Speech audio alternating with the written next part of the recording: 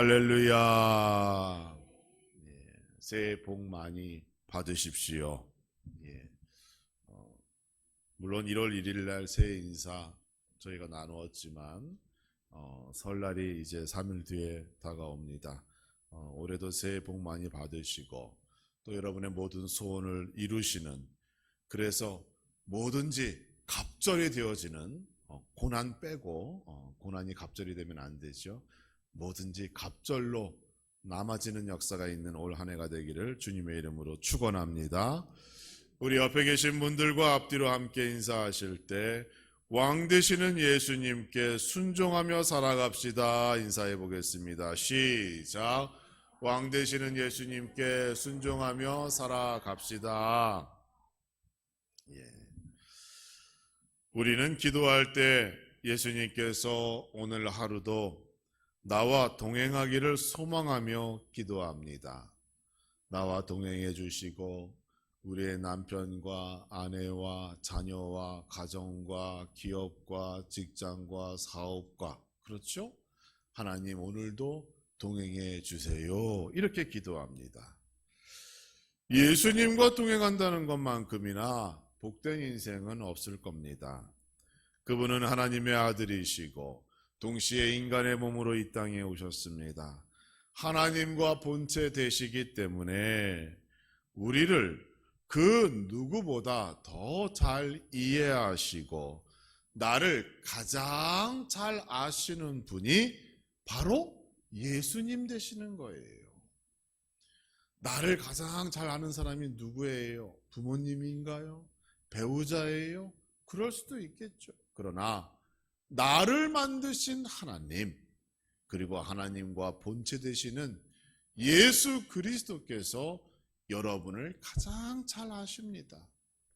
그렇게 나를 잘 아시는 분이 나와 동행하시며 은혜 주시고 사랑하여 주시고 또 인도하시고 보호하여 주시면 여러분, 그렇게 복된 인생 어디서 또 찾아볼 수가 있겠어요? 예수님께서는 이 땅에 평강의 왕으로 오셨다 성경은 말합니다. 평강, 평화 모두가 같은 말이죠. 따라서 나를 가장 잘 아시는 예수님과 동행하며 산다는 것은 나를 비롯하여 내 주변에 항상 예수님의 평화가 넘쳐난다는 걸 의미하는 거예요. 갈등이 있고 차별이 있고 인생에 문제가 있고 내 마음에 평화가 없고 우리의 인생이 전쟁터와 같은 그러한 혼란한 시기에 예수 그리스도께서 나와 함께 하심으로 나의 모든 것들이 평화로 변화되고 달라진다고 성경은 우리를 위로하고 있는 겁니다. 그런데 웬일인가요? 실상 우리의 삶이 그렇게 평화롭지가 않아요. 초대교회의 모습을 보면 예수님께서 부활하시고 승천하신 지 불과 몇 년이 지나지 않았음에도 불구하고 예수님의 그 호흡, 예수님의 그 어떤 생기를 그렇게 느낄 수 있는 그러한 상황이었음에도 불구하고 교회 내에 잡음이 끊이질 않았잖아요. 교회 내에 많은 분파와 당이 만들어졌습니다. 유대인과 이방인들은 끊임없이 갈등 관계에 있었어요. 아니, 예수님 돌아가시고 부활하시고 승천하신 지 이제 얼마나 되었다고 벌써 그걸 다 잊어버리고 교회가 그렇게 전쟁터와 같이 시끄러웠겠습니까? 심지어 사도 바울의 사도성을 의심하기도 했고 교회 내에서 이단이 발생하기도 했습니다. 가장 평화롭고 가장 조용하고 거룩해야 할 교회가 그러지 못했다는 거예요. 믿음에 대한 도전은 회복할 수 없는 수많은 분열을 가져왔고 결국 교회가 갈라지고 나눠지는 일도 발생하게 되었습니다. 여러분, 지금 오늘날 교회를 얘기하는 게 아니에요. 초대교회 때부터 그래왔다는 거예요. 이상하지요? 예수님은 평화의 왕으로 오셨는데 왜 우리 인간은, 왜 교회는 여전히 그때나 지금이나 평화를 잃어버리고 살아가고 있는가? 여러분, 왜 평화는 도대체 어디서 얻을 수 있고, 왜 우리는 얻을 수 없는 것이고, 이처럼 우리의 인생에, 그리고 우리의 믿음과 신앙이 날마다 위기의 그러한 시간을 보내게 되는 것일까? 여기에는 분명한 이유가 있습니다. 그동안 우리의 믿음이 어느 한쪽으로 기울어지고 치우친 믿음으로 성장해 왔기 때문이에요. 기독교의 믿음은 예수 그리스도께서 나를 구원하여 주셨다, 예수 그리스도께서 나의 구주가 되신다는 그러한 신앙 고백으로부터 시작되어집니다.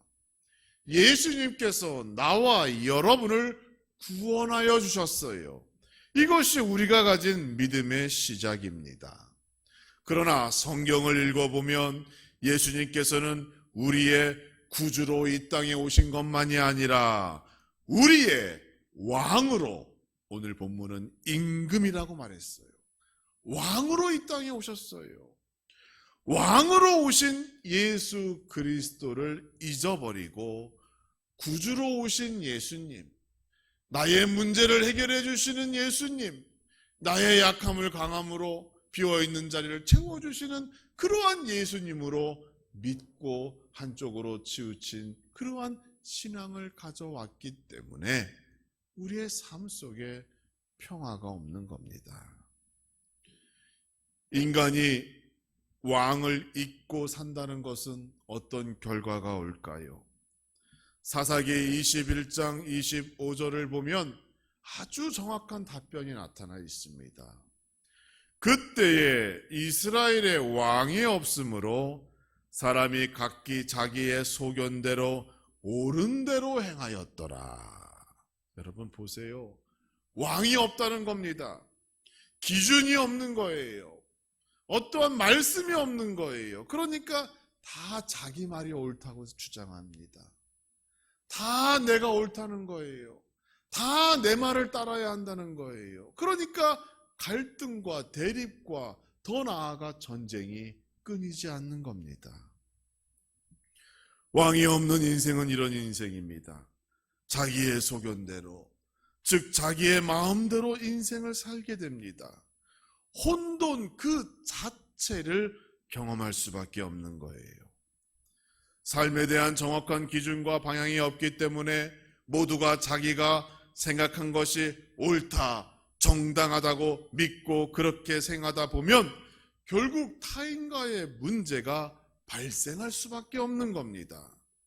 타인과 발생하는 문제는 십중팔구 물리력, 힘을 이용하여 그 문제를 해결하고자 하는 것이 인간의 본성이기 때문에 당연히 왕이 없는 그러한 인생은 평화가 없는 삶을 살 수밖에 없는 겁니다. 그러니까 결국 우리의 잘못이에요. 우리가 예수 그리스도를 영접하고 그분을 믿고 따를 때에 그분이 나에게 주시는 그러한 혜택, 은혜만을 생각하고 축복만을 생각하며 믿어왔지, 정작 그분을 나의 왕으로 모시고 나의 모든 것을 그분께 드리고 그분의 말씀에 내가 순종하며 살겠노라고 하는 그러한 균형 잡힌 믿음을, 신앙을 우리가 갖지 못했기 때문에 우리가 혼란스럽고 혼동하며 우리 안에 평화가 없는 겁니다. 교회의 문제이고 또 우리의 문제인 거예요. 사회를 탓하고 정치가를 탓하고 남들 얘기할 거 없어요. 우리 그리스도인들이 그동안 기울어진 믿음을 가지고 살아왔기 때문에 나는 손해보려고 하지 않고 나는 말씀에 순종하여 피해보려 하지 않으며 받을 것만 찾고 구하며 살아왔기 때문에 이러한 평화 없는 삶을 우리가 살게 되었다는 것 여러분 기억하시기 바랍니다. 모든 인생의 문제는 인간의 죄로부터 시작합니다. 이 죄는 결국 인간의 자유의지로 인하여 내가 선택한 결과가 되는 거예요. 예수님을 자신의 왕으로 믿고 따르지 않으면, 그분을 나의 왕으로 믿고 그분의 말씀에 순종하지 않으면 결국 죄의 길에서 벗어날 수 없게 되는 겁니다. 왜 사람과 다툼이 일어날까요? 왜 가정 안에서도 갈등이 있고, 왜 교회 안에서도 이런 문제가 발생합니까? 곰곰이 생각해 보면 결국은 내 생각이 옳다라고 주장하기 때문인 거예요. 정치도 그렇고 사회도 그렇습니다. 직장이나 가정 안에서도 그렇습니다. 교회 안에서도 그렇습니다. 언성이 높아질 수밖에 없는 겁니다. 그래서 우리의 삶이 이와 같이 평화가 없는 삶이 되고 있는 겁니다. 사랑하는 성도 여러분, 예수 그리스도께서 이 땅에 우리의 왕으로 오신 줄 믿으시기 바랍니다. 예수님께서는 영혼을 구원하시는 구주의 삶을 사시기도 하셨지만 우리에게 왕으로 오셔서 자신의 삶을 통하여 우리에게 명령하셨고 지시하셨고 우리에게 온전한 순종을 원하고 계십니다. 예수 그리스도의 말씀에 순종할 때 이 땅에 질서가 잡히는 것이고 이 땅에 진정한 건강이 찾아오며 참된 평화가 임하게 되는 줄 믿습니다. 예수 그리스도를 나의 왕, 나의 가정의 왕, 나의 교회의 왕으로 믿고 따르는 여러분 모두가 되기를 주님의 이름으로 축원합니다. 그러면 평화는 자연적으로 임하게 되는 거예요.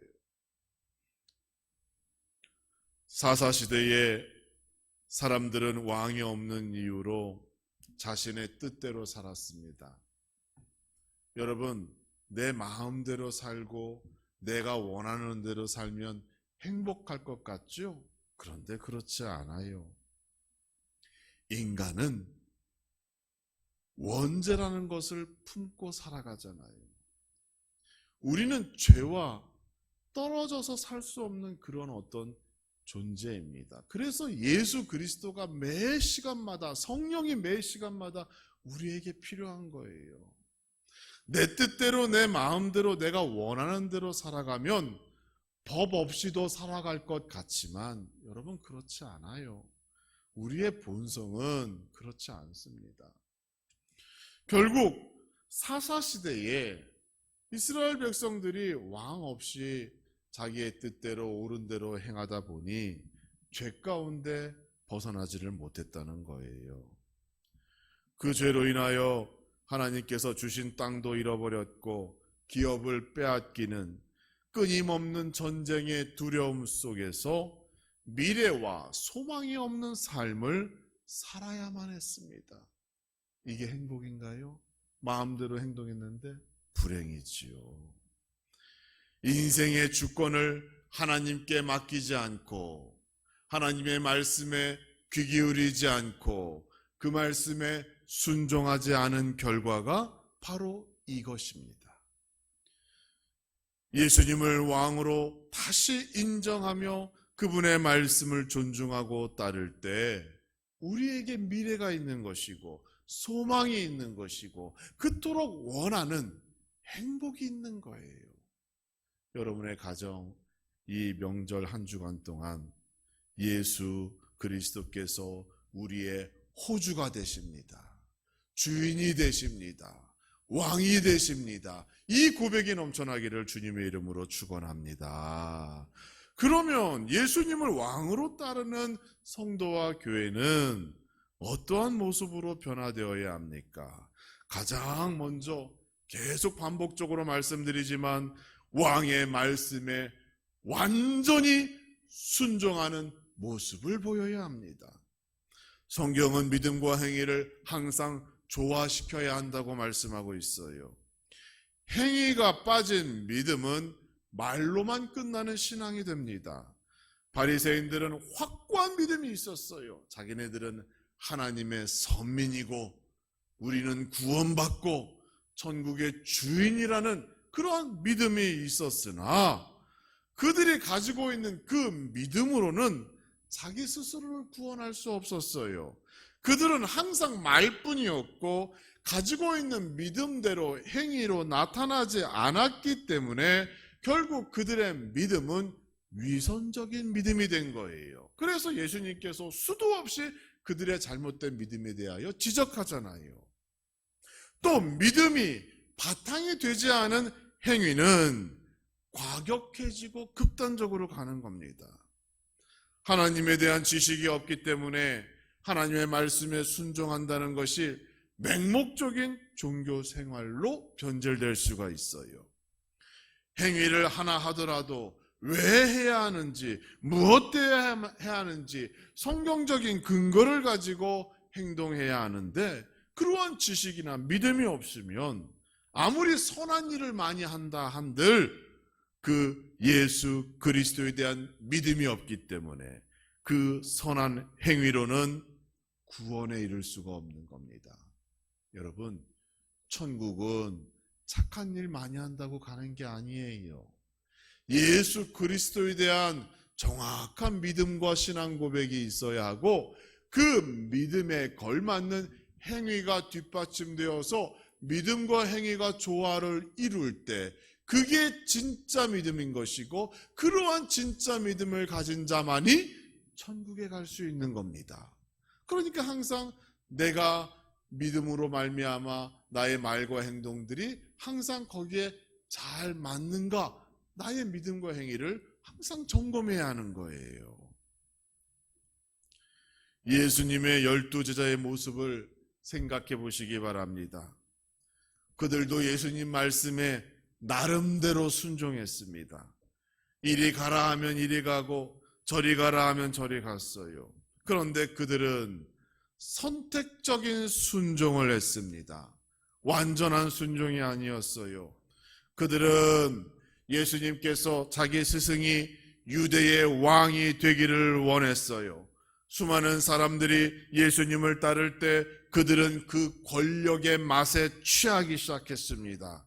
그래서 예수님 말씀에 겉으로는 순종하는 척했고 나중에 예수님이 유대의 왕이 되었을 때 나도 한 자리 얻을 것이라는 그러한 생각 속에서 말씀에 순종하는 척은 했었어요. 그러나 예수 그리스도께서 십자가의 길을 말씀하셨을 때 그들은 그 말씀에 순종할 수 없었습니다. 아마 제자들은 이런 생각을 했을 거예요. 지금 분위기가 좋은데, 사회의 여론도 좋은데, 사람들의 평도 좋은데, 따르는 사람도 이렇게 많은데, 조금 있으면 왕이 되는데 왜 갑자기 저렇게 김 빠지는 소리, 죽는다는 소리를 하실까? 제자들이 그렇게 생각했을 거예요. 그들은 유대의 왕은 원했을지 모르지만 예수님을 자신의 왕으로 생각하지 못했습니다.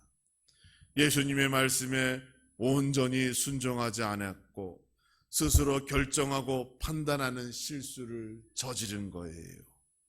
그래서 예수님께서 무력하게 사람들에게 붙잡히시던 그날 밤 그들 모두 뿔뿔이 흩어지고 도망가는 일이 발생한 겁니다. 그들 모두 한순간에 평화를 잃어버렸고 두려움과 근심만 갖게 된 것이에요. 지금도 예수님을 왕으로 믿고 따르기를 주저하는 사람들이 많습니다. 왜냐하면 순종은 손해와 피해보는 일을 감수해야 가능하기 때문이에요. 그렇기 때문에 교회 나오면서 예배드리면서 하나님과 예수 그리스도를 믿고 쫓는다고 하면서 그곳으로부터 나오는 은혜와 축복은 갈망하지만 나는 손해보기 싫다라고 하는 생각, 그분을 나의 왕으로 모시고 내가 온전히 순종하겠다고 하는 그러한 생각은 우리가 잘하지 못한다는 거예요. 물론 생각은 하겠죠. 행동으로 나오지 못해요. 그러니까 우리의 믿음이 균형 잡히지가 못하는 겁니다. 여러분, 왕은 섬김의 자리가 아닙니다. 왕은 명령하는 자리예요. 왕의 신하가 그 명령에 순종하는 사람들이에요. 그런데 우리는 여전히 거꾸로 살아가요. 예수님을 나의 왕으로 모시고 그분 말씀에 우리가 순종하는 것이 아니라 나의 요구사항을 하나님께서 들어주길 원하고 내가 원하는 것을 예수님께서 해주기를 원해요. 거꾸로 살아가는 겁니다. 그렇 우리에게 평화가 없는 것이죠. 불평이 있고 불만이 있고 여전히 우리는 힘든 인생을 살 수밖에 없는 겁니다. 순종하는 삶보다 명령하기를 좋아하는 삶을 살고자 하는 것, 그게 우리의 모습이에요. 여전히 우리는 내 뜻대로 생각하고 판단하고 행동하고 내 생각만이 옳다라고 주장하는 그 사사시대의 어리석던 유대인들, 이스라엘 백성들과 같은 삶을 우리가 살아가고 있는 겁니다. 이러한 죄의 모습, 불순종의 모습에서 이제는 떠나기를 주님의 이름으로 축원합니다. 불순종은 나를 더 불안하게 만들고 두려움 가운데 머물게 합니다. 불순종은 나를 한시도 평화롭게 만들지 못합니다. 그러나 말씀에 순종하면 그 말씀이 나를 애워싸고 나를 위로하고 나를 인도하고 나를 축복하시는 거예요. 시편 119편 50절의 말씀입니다. 이 말씀은 나의 곤란 중에 위로라. 그 주의 말씀이 나를 살리셨음이니라 라고 선언하고 있어요. 할렐루야. 이 위로가 여러분의 삶에 충만하기를 주님의 이름으로 축원합니다. 여러분, 말씀에 순종하면 하나님께서 우리를 책임져 주신다니까요. 하나님께서 우리의 인생을 책임져 주신다니까요.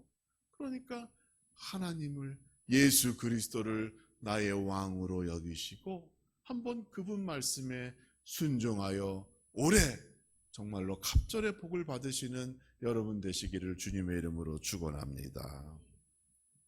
또 한 가지, 왕의 은혜로 오늘 하루도 살아갑니다라는 이러한 감사의 고백이 있어야 해요. 아까 제가 말씀드렸죠. 왕은 명령하는 자리라고 했어요. 백성은 순종하고자 하는 책임이 있습니다. 그런데 여러분, 왕이 명령만 할까요? 그렇지 않아요. 왕이 명령만 내린다면 그 왕은 악한 왕이지요. 왕은 명령도 내리지만 그 백성을 보호하고 책임지는 역할도 하는 겁니다. 그러므로 우리가 하나님의 그리고 예수 그리스도의 말씀에 순종하고 그분을 온전히 우리의 왕으로 모시면 그분이 우리의 인생을 책임지시고 인도하시고 보호하시는 그 놀라운 은혜, 그리고 그 은혜 가운데서도 생명과 건강의 은혜가 항상 우리 안에 머물게 됨을 여러분 기억하시기 바랍니다. 예수님께서는 지금도 교회와 성도를 보호하여 주고 계심을 믿습니다. 그래서 왕은 백성에게 은혜를 내려주시죠. 백성들의 힘으로 해결할 수 없는 것을 우리는 백성들의 힘으로 해결할 수 있는 것은 은혜라고 보지 않잖아요. 은혜라는 말에는 우리는 해결할 수 없는데 하나님께서, 예수님께서 그분만이 해결할 수 있다라고 믿기 때문에 그게 우리에게 은혜가 되는 겁니다.